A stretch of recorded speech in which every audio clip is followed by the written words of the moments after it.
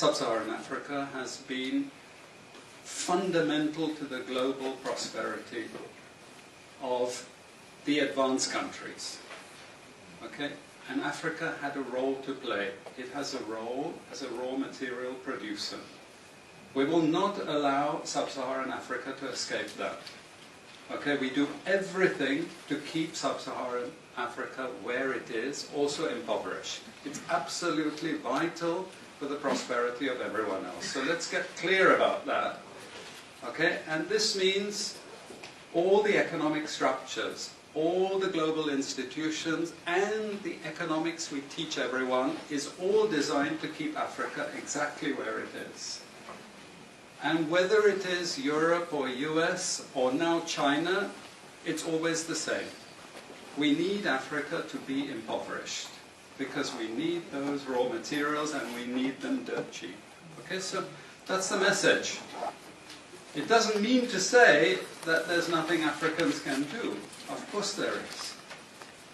Okay, but this is the opposition that they're fighting. This is what it's about. Because if Africa does do something different, I assure you living standards of all those in Europe and North America and Asia is going to fall.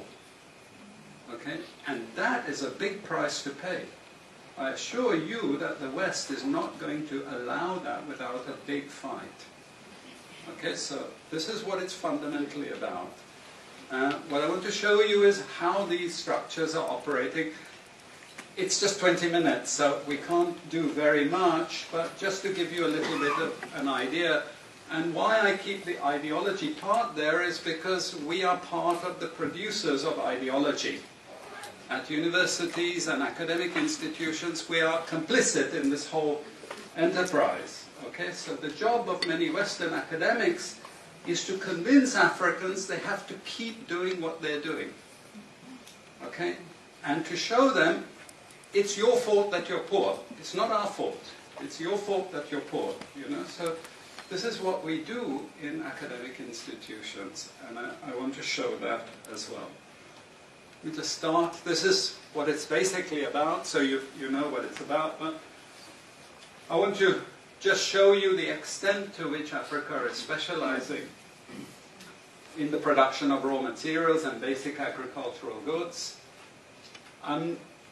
We know the basic forces that have caused this underdevelopment. We know it's colonization. I will not discuss that very much because my colleague speaker is going to go into some aspects of this.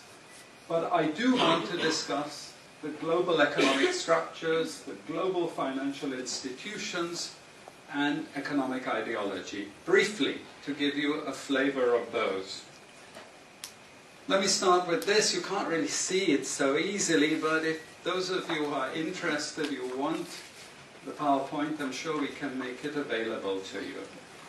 But the thing that you really need to see is the top line. Okay? And the extent of dependency is captured by this statistic at the top. Okay? And you compare it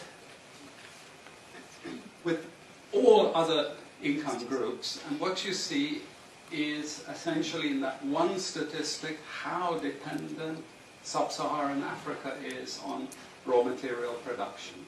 Okay? This is the very heart of what makes sub-Saharan Africa beat. Okay?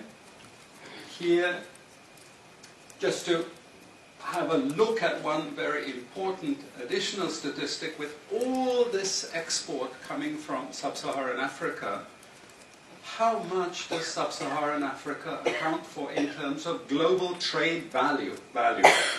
We know there are vast resources coming from there, but look at the bottom line in terms of global trade value. Look at that. 0.5%, 1975, 0.95%, going down to 0.1. To 0.1. Meaning that with all these vast resources being produced, how much are they getting for it? Nothing. Nothing. This is a very significant piece of data. then I just want to show you what has happened to sub-Saharan Africa, because what we know, and from all studies, no country ever develops without manufacturing. Okay, producing raw materials will not take you anywhere. Producing basic agricultural goods will not take you anywhere. And let's have a look at how much manufacturing activity takes place in sub-Saharan Africa. We can look over the last 15 odd years, 15, 20 years. And we see manufacturing has actually declined as a percentage of the total. This is percentages of total production in sub-Saharan Africa. How much of it is accounted for by manufacturing? So this figure here is 17% of the total.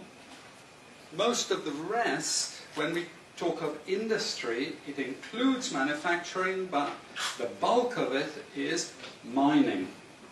Okay? Raw material extraction. This is the bulk of it.